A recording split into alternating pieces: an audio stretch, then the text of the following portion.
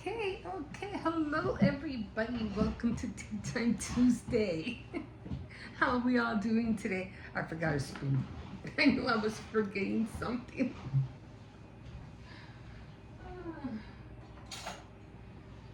And the sugar.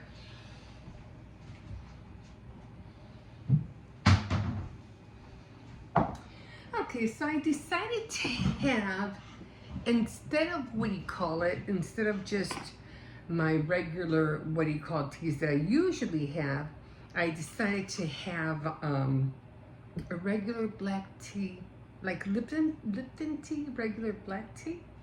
So hi, my name's Emma. Welcome to Tea Time Tuesday. And this is what I usually do. I just talk about a book update that I'm reading, and I usually talk about things that might be like stressing you out and how to relieve a little bit of stress in your life. But let's get this tea going first, okay? So this is just regular tea. Let me hold that a little bit here. It's hot. Okay. And then we're just gonna let this steep for a little bit. Yeah, right now I'm still trying to finish the Korean deli. So, how did I get wet? So we're trying to finish that. And I just have just a couple little goodies just to celebrate St. Patrick's Day. Man, every time I see yellow, especially when I see like sprinkles like that on a cookie, it reminds me of those Christmas cookies that are shaped like ornaments, like bells, ornaments, Santa Clauses, the candy cane, and they have this licorice taste to them. I think it's anais.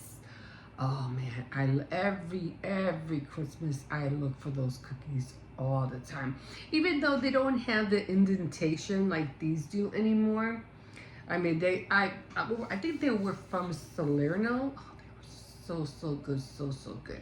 I miss them, but every time I see them, I grab 2 boxes, at least 2. Cause I'm like, I love them. I just love that licorice taste.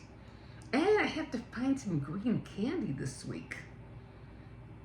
Everything's in the green. For me, March is the green month. So I'm trying to wear everything green, and the closest I can come to a necklace was that Mardi Gras necklaces things. So it's the closest thing I can come to. Hey, you use whatever you have. Use whatever you have. And I did paint my nails. They're green too. As you can see, they're all green. I did fix my thumb. Oh my. So I am drinking black tea or Lipton tea, whatever you want to call it.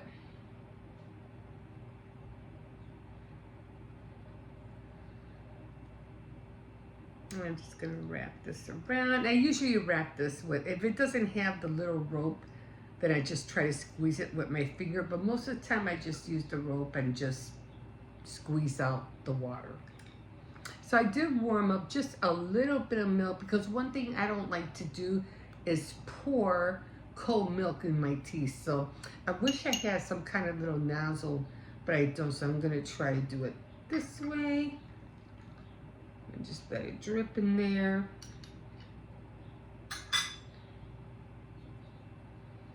I'm going to put it over here for now.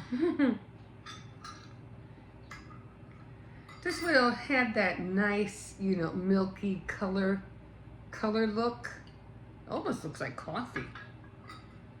And this is how I like to drink my black tea. When I get tired of all the other colors, I drink it like this. I used to drink tea like this all the time.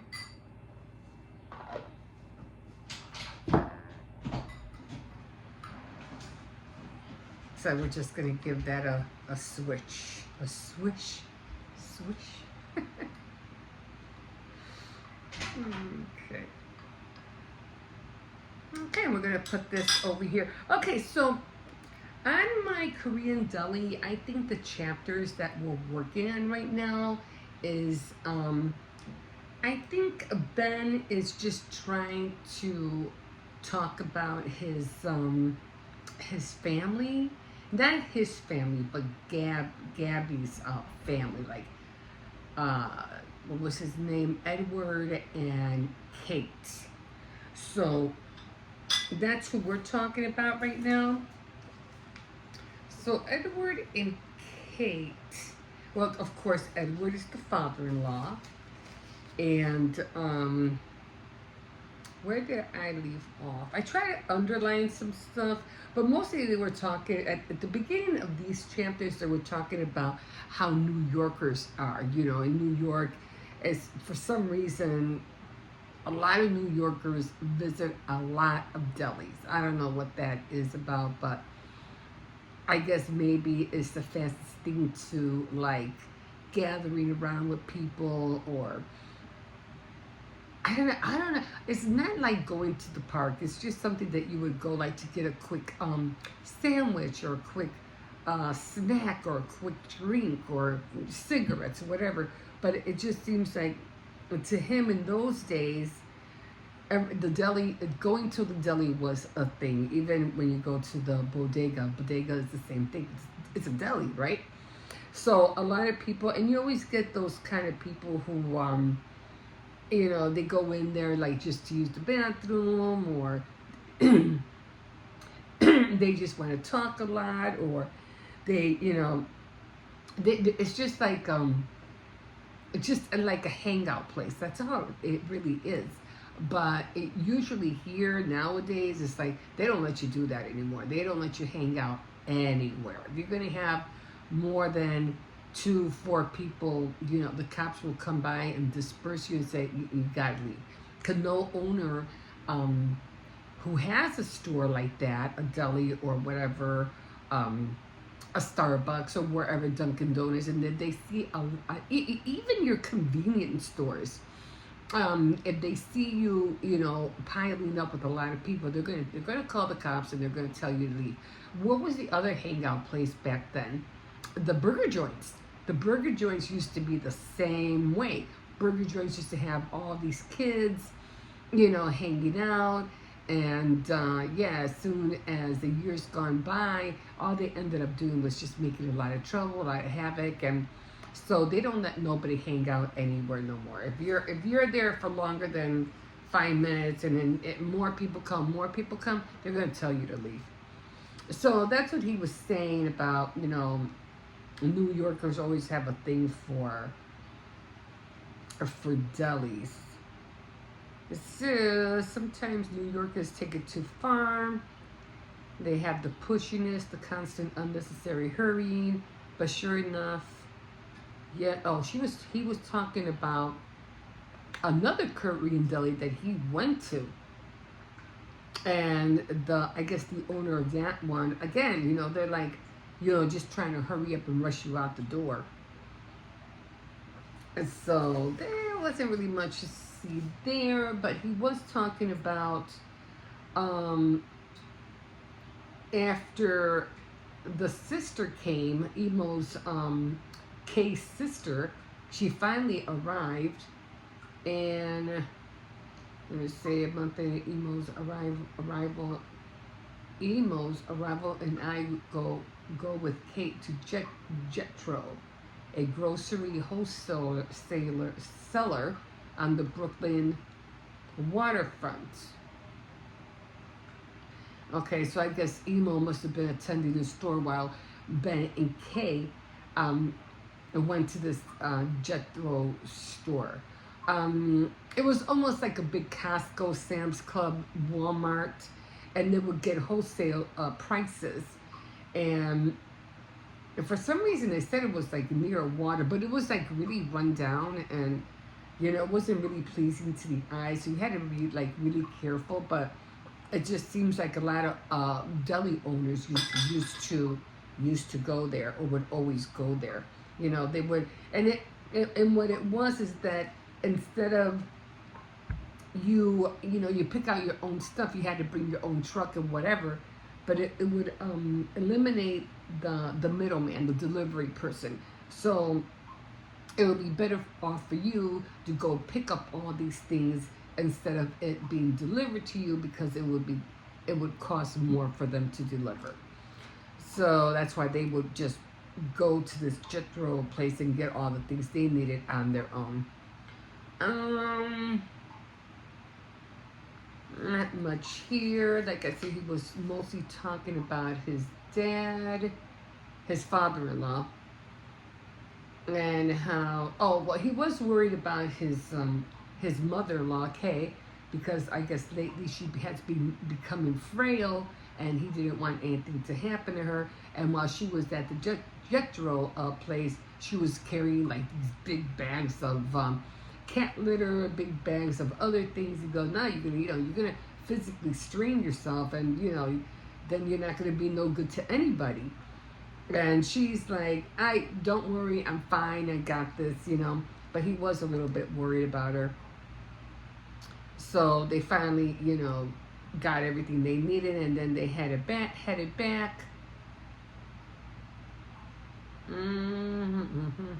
Oh yeah, so hey, that's my job. He protested. Those kitty litter bags are as heavy as wet rugs, and they don't have a thing on them you can grab. That's so true. They're the worst menace to lower back since the 80-pound sacks of rice. Kate lugs home from the Korean supermarket. And then she goes, too late, job done, because he was trying to prevent her from picking up those bags. Let's see. So in order to convince Kay to slow down, I need to know what makes her tick. But how do you even begin to understand someone whose origins are so distant? Sometimes I look at her the way I look at a musician or an athlete, and I think I could never do what they do. Well, they've been doing it for years, ever since they've been, growing up. And he was talking about how Kay and how Edward were raised. Let's see. They were talking about Enfamil and what was it? The baby formula, Enfamil. Let's see. I just saw it. Because I remember when Enfamil, you would get Enfamil for the babies when you just had a baby, decades ago, and they would give you all these glass bottles of Enfamil. I forgot what the other one was called. There was two of them, Enfamil and something else. Headphones, expensive underwear and gloves, more than for Enfamil because it was constant. Oh, Similac, that's what it was. Similac and Enfamil are thought to reach hundreds of millions of dollars globally, and attracts the likes of, yes, Al-Qaeda and Hezbollah. I don't know what that. Baby formula and teeth whitening market. Every time government inspectors have raided our store, their stuff have checked out. I remember that. So then they end up going to another place called Wallad's.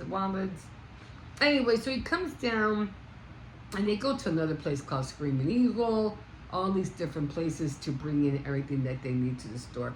So Gabs, they go, and he starts talking about Gab's cousin. John comes over Sunday for a barbecue, and while chatting with them in the backyard, I confide my struggle to understand Kay. Good luck, he chuckles.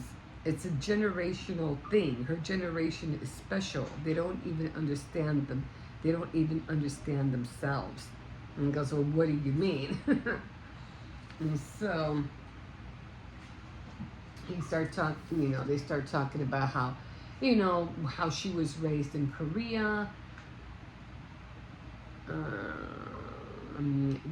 These were women who grew up when Korea were barely even the third world. It's almost the fourth world. He said, we're talking outhouses, drinking out of streams, livestock in the yard. Since the 1960s, however, South Korea had developed from one of the poorest countries in the world into what many call the most technologically advanced nation in history, with its futuristic communications, infrastructure, and world dominating tech firms like Samsung Jung, who has just come back from visiting Seoul. Okay, Gap's founder, let me see, they were suffering from the future shock. Okay, so hyper advanced syndrome had like all Koreans seen the world change about as much as humanity possible in one lifetime. They were suffering from future shock. Gap's father is a good example. The rural village he comes from, called Doge, was home from his ancestors for 60 generations, according to family lore. Edward's relatives were there, and so on. He talks about everything that he went through. Kay's parents were educated. Her siblings attended high school, but the family's reduced circumstances in the South forced her to earn money instead. While still a teenager, she met Edward, who was serving in the South Korean Navy. So that's how they ended up meeting. So he talks about them, and I guess that's where we end. There's not really much to talk about except, how they came to be together. Eventually, Kay managed to get herself kicked. Oh, what happened was Edward had left the Navy, or he went somewhere with the Navy. Then he ended up leaving Kay alone with the in-laws, and she really couldn't handle them because they were really like strict and really hard. So she was like, she did everything she can, but she always felt like she was always getting in trouble and being yelled at. So eventually Kay managed to get herself kicked out of her father-in-law's house for disobedience. And and she went back to singing at weddings and baptisms, then got pregnant, and the two of them tried the domestic life, which, it's kind of hard to see how they would do it, you know what I mean? And then Kay volunteered to help as soon, okay, so, all right, so, wedding. Okay, so I guess their parents owned a bakery. They opened a bakery in Seoul and was finding herself unable to handle the job alone. Her in-laws, I think. Kay volunteered to help and soon was running the place. I think that is it. I don't think I underlined anything else down here. So, yeah, I don't think so. Nothing much more in this chapter. Edwards, they end up coming home. Yeah, they decided to give up. So they were just talking about everything that they went through, how they met and so forth. So approximately 1 million people of Korean ancestry now live in America, and the sheer size of the group is a factor contributing to its success.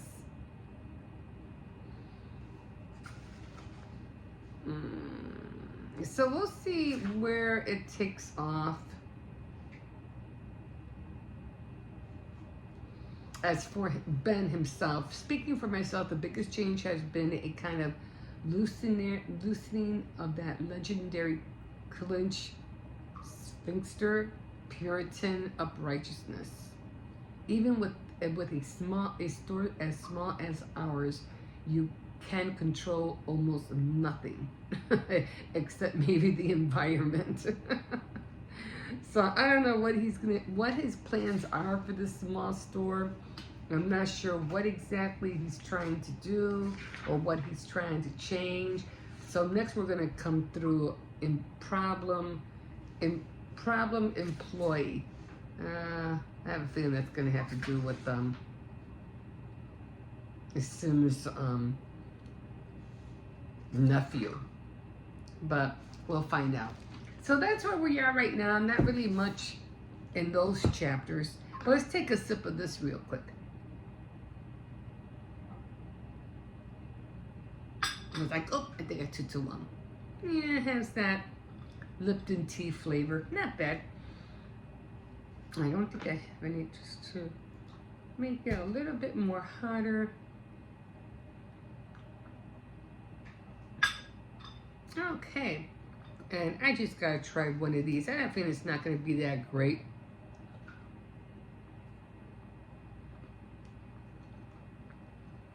But they are cute, aren't they? Really white cookie. It's so white. Some of these cookies, I guess I like it just for the sugar. These cookies don't have no taste.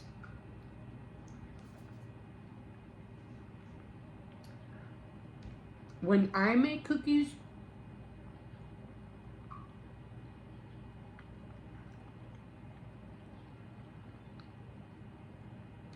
I like to have that cinnamon, sugar, nutmeg flavor to it. Vanilla. Of course, you can never go wrong with a cupcake, right? See how the buttercream tastes?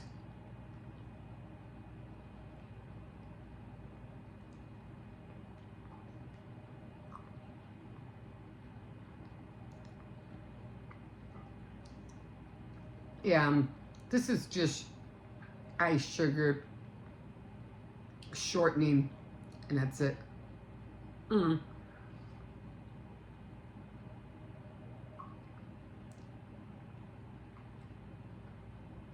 Shortening, ice sugar, and maybe milk. There's no flavor to the icing. But what do you expect from mass production? I'm not saying it's bad. It's okay. For a cookie, it's not bad. I'm gonna put that aside. I'll eat that later.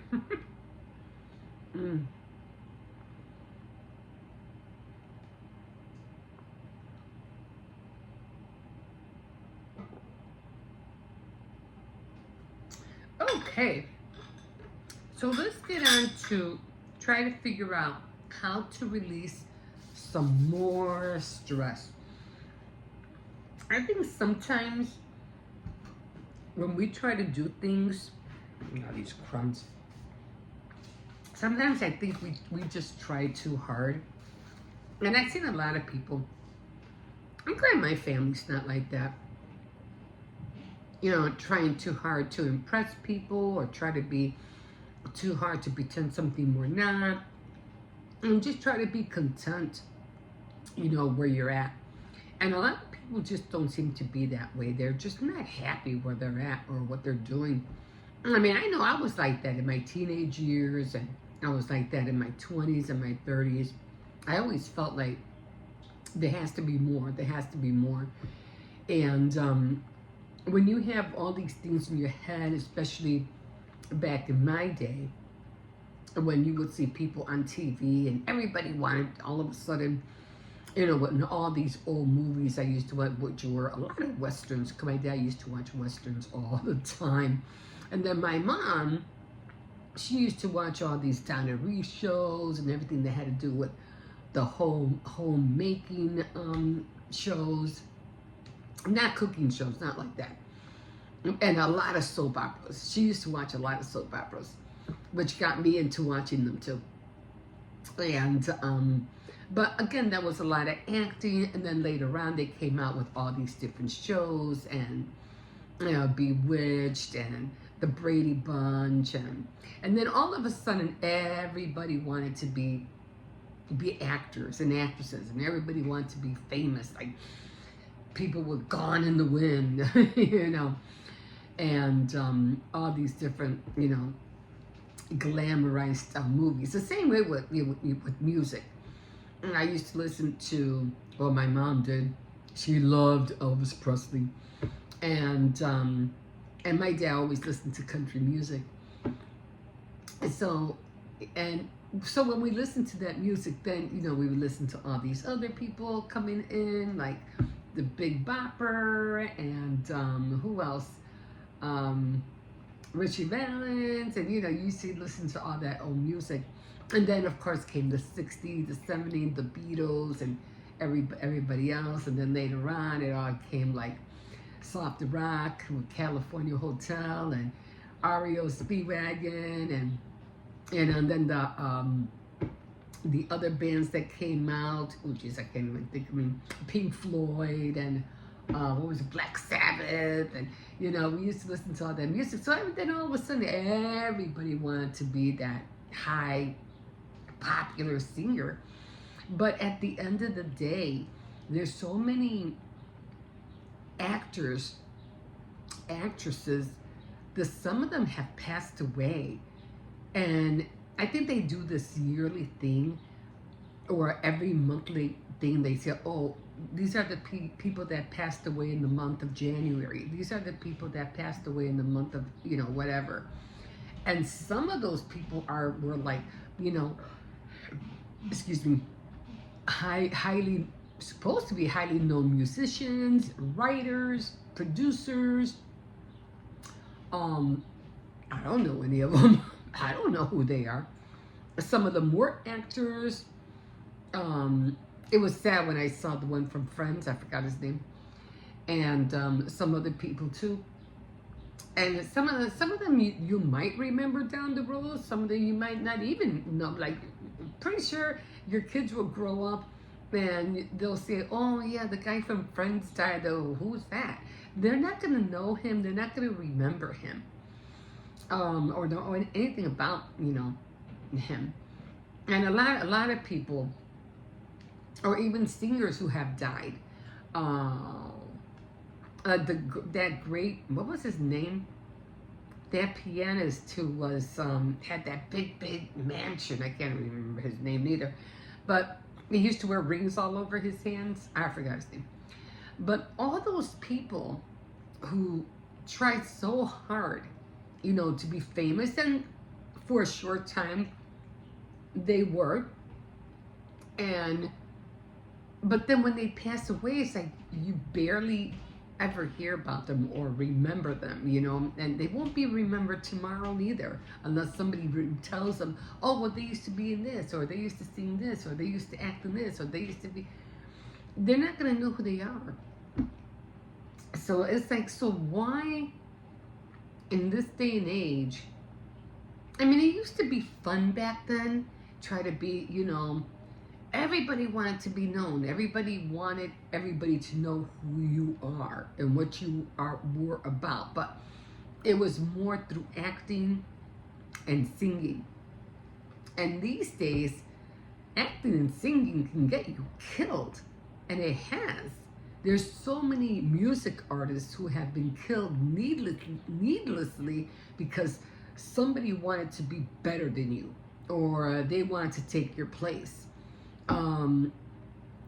Other singers, you know, they die because of drug overdoses and whatever.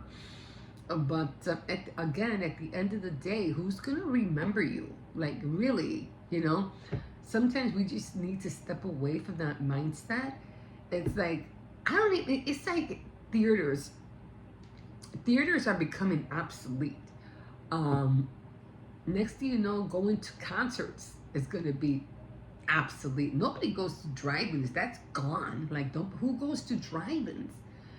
Everything's changing so quick that everybody's going to see whatever they want to see in their own home.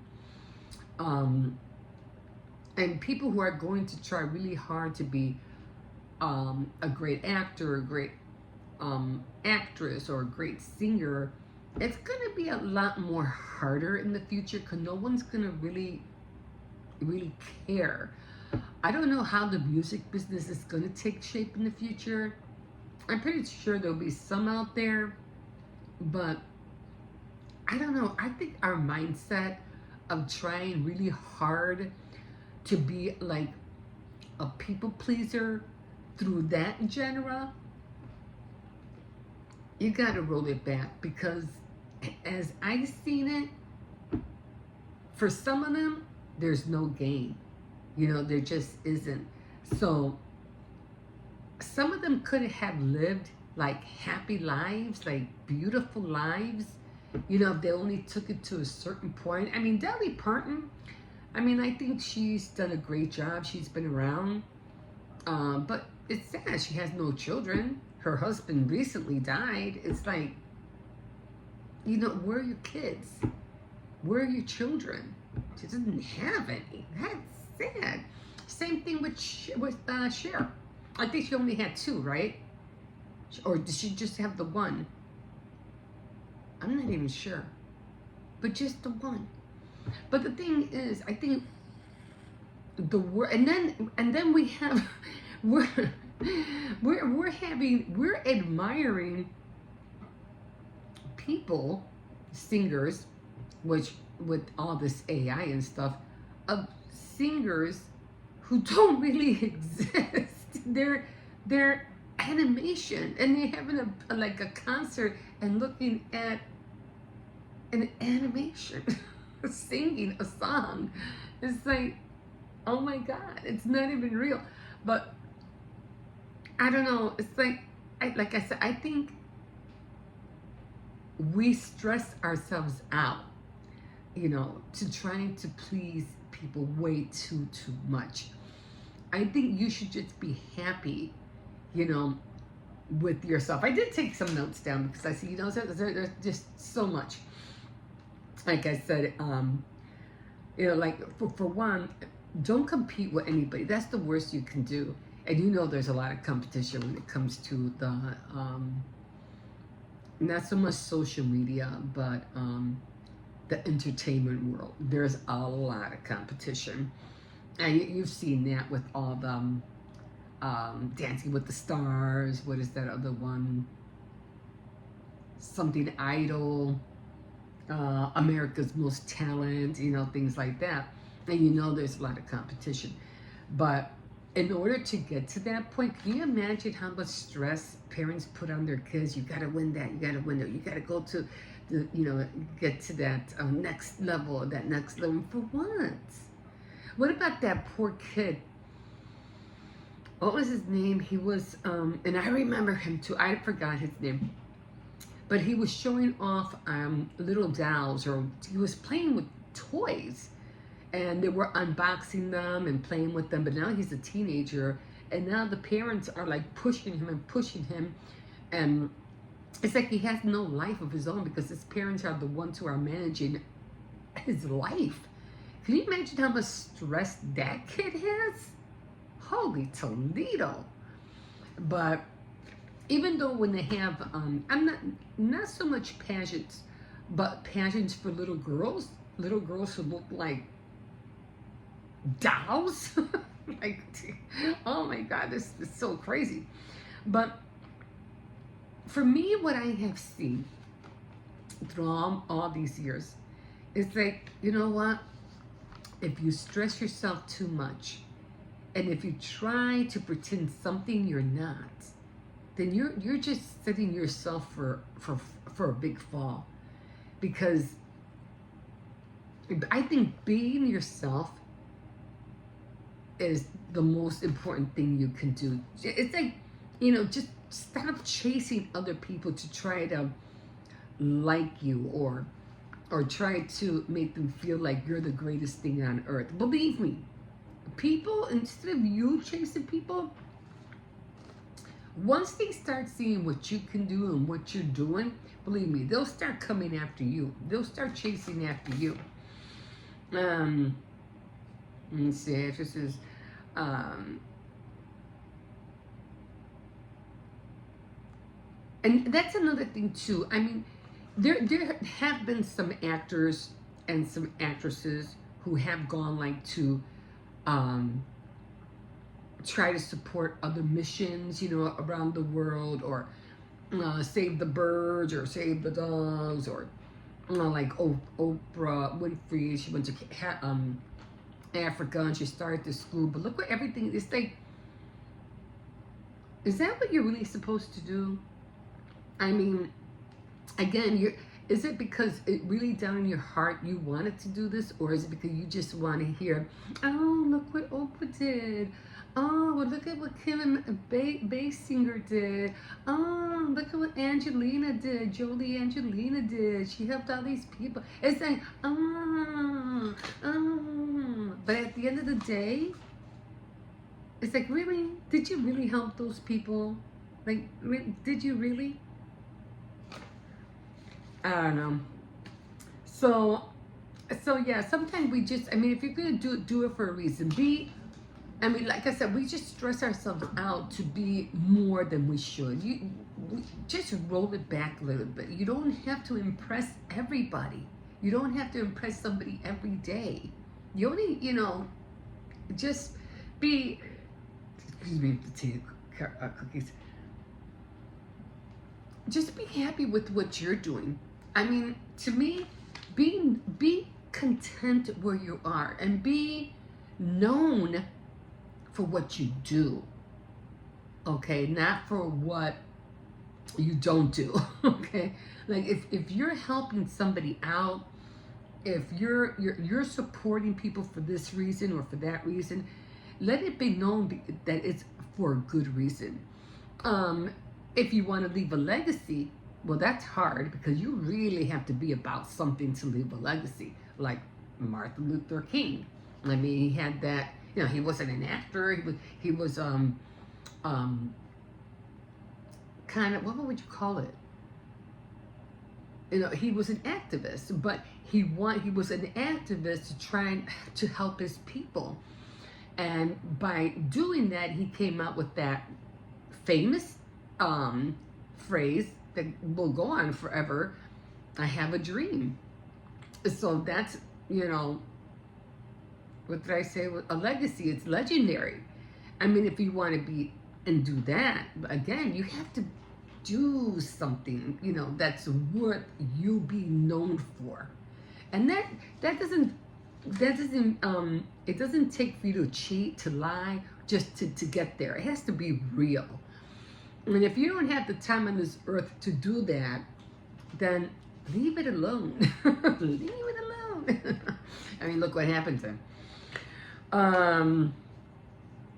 Again, be known for something good that you did in your life. Nothing bad. I mean, who's the other well-known person, that as soon as you hear her name, you know who it is?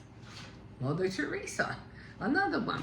She was known, and she was just, this frail little old lady who went all over the place and was helping. She wasn't an actress. She wasn't, she wasn't a singer. She wasn't a model. But yet, she was well known for all the good she did. And I'm pretty sure she might not have been stressed out. I'm pretty sure she loved what she was doing. So that's your key right there. Love what you're doing. Be content.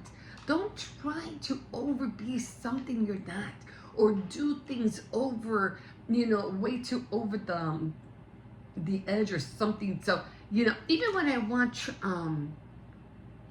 people like Project Runway, or they try so hard to come out with the great garment. Man, it looks like crap. Seriously, I'm like, no one's gonna wear that.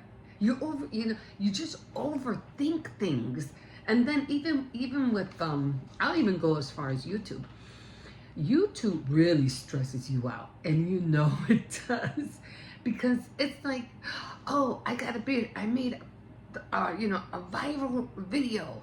Now I gotta make another one. And how am I gonna do that? It's like that one dance that came out. Oh, I forgot how it goes. I have it in my head, everybody. The guy who was doing something, he was dancing like that. I forgot what it's called. Or even those other guys too, the Macarena, where they do like that. But is that the only thing they were known for? Because they haven't done anything since. But again, it's like, they're always trying to beat that, and they can't, because that thing was probably done on accident. Like, it just happened, And people who go viral, then they have a hard time, and they're trying so hard to do better than what they did, and then they start getting stressed out because now they got to either do something crazier, or they're going to try to do something that's not going to relate to themselves or even to their viewers, and now you're stressing out about it, you know, because YouTube, or you're looking at the numbers all the time. I'm like, you know, stressful things that you don't need to add to your life. You're already busy as it is. You know, if you're married, you're busy as it is. If you have children, you're busy as it is. And doing those things, you have to remember, when we have children, it's like you have to really like set them up for success, because at the end of the day, when you're gone, they're going to be left here. And if they can't really fence for themselves or know what to do, they're going to have a hard time struggling for themselves in the future. And that's, to me, is for, you know, for anything, even if you have pets, or, and it hurts more with pets, because you know, don't take care of your pets, or feed them the right way, or you just let them loose, they're going to end up dying because they're not used to being out in the environment. They need you to take care of them. You know what I'm saying? So just don't try to do so much. Do what you can. Do the best that you can, but don't go overthink things, and don't go over the edge trying to do something when you know, sometimes you just got to deal with what you got. And then you improve, you know, practice makes perfect. You know how that goes. And I know we get frustrated sometimes when we do things that don't come out right. And well, you just got to try again. But don't kick yourself because it doesn't look right, it didn't come out right. And that I see a lot with people who want that 7-star, or I don't know what star rating in their restaurant. There are other people who really know how to stress themselves out.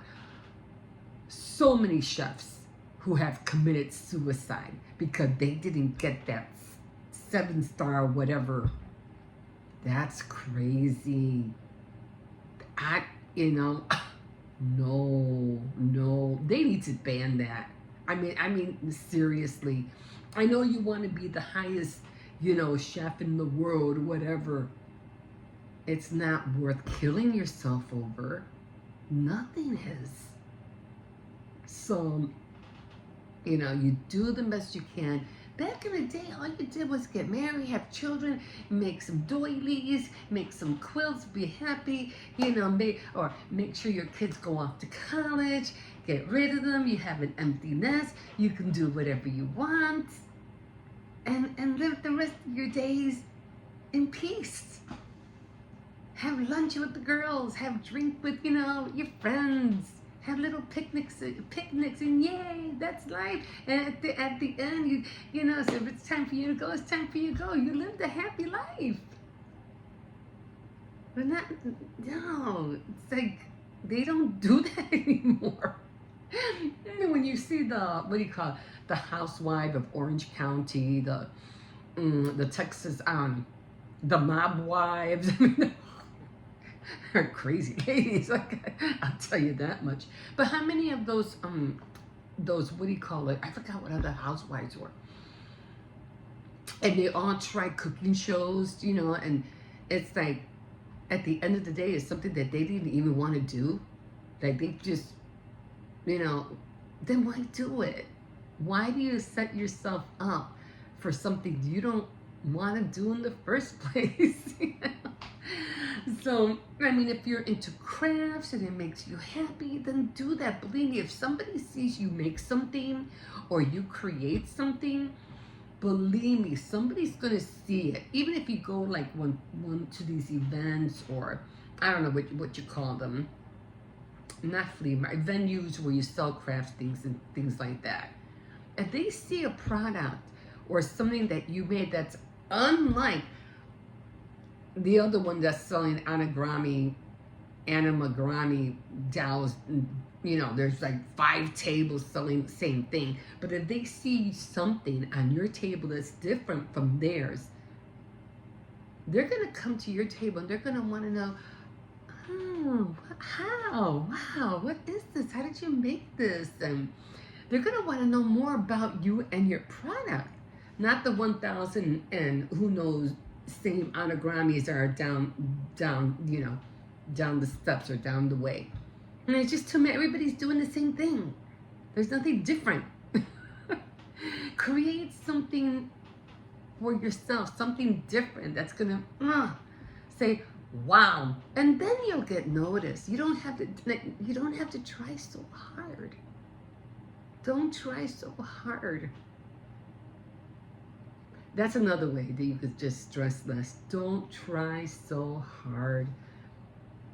The less you stress about things, the more happier you'll be. Anyway, I hope this helps. I know I'm just going jabbering on. Did I have anything else on here?